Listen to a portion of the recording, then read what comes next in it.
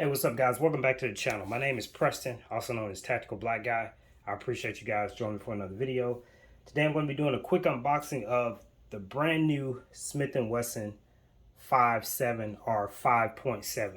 Now, this gun has been on the market for approximately 3 months, so it's fairly new to the market. I paid $630 for this gun. That price can fluctuate anywhere. I've seen them as low as $600 up to about $725. So it just depends on where you get the gun at. Anyway, you get a hard case. Inside the hard case, you're going to get the gun itself.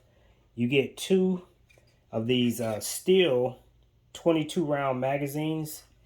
And of course, you get all of your paperwork as well as a lock. Now on this 5.7, and by the way, it's clear. Let's just check it. Double check. See, there's no ammo in here. Okay, so clear. Now, as I was saying, you get the two steel 22 round magazines. What I have on this gun right now is I have an optic that is a Defender CCW made by Vortex, which I'm gonna do a full review on that, as well as this weapons light. That's a GL3 made by Rovi Vaughn. So those are going to be separate reviews. Obviously, these two things do not come on the gun. So my initial impressions, this is a really nice looking gun. As you can see, it's got cuts in the slide. You got a threaded barrel. Just a really nice looking gun. This is the one with the external safety. I think they have another version that doesn't have the safety on it.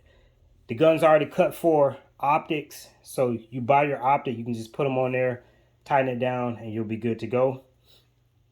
Other than that, something else I did notice that could be potentially a negative is how thin the grip is.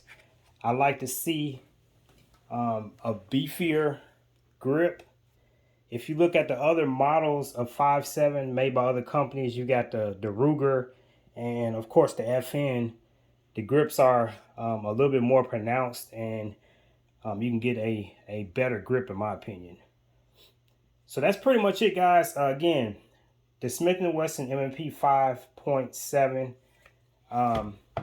looks to be a pretty good gun. The reviews are pretty good so far. A lot of people are saying this is the best value in the 5.7 caliber. Before I go, I want to show you guys what a 5.7 round, that people that don't know, this is what the 5.7 round looks like in comparison to a 5.56 round 223, and there's a 9mm. So that's how they all stack up. Now when I get into the full review, I'm going to talk about why NATO almost went to the 5.7 round, and we'll talk about its penetrating power and some other stuff that you probably want to know about this round. Anyway, guys, that's it. I'm Tactical Black Guy, and I'm out. Peace.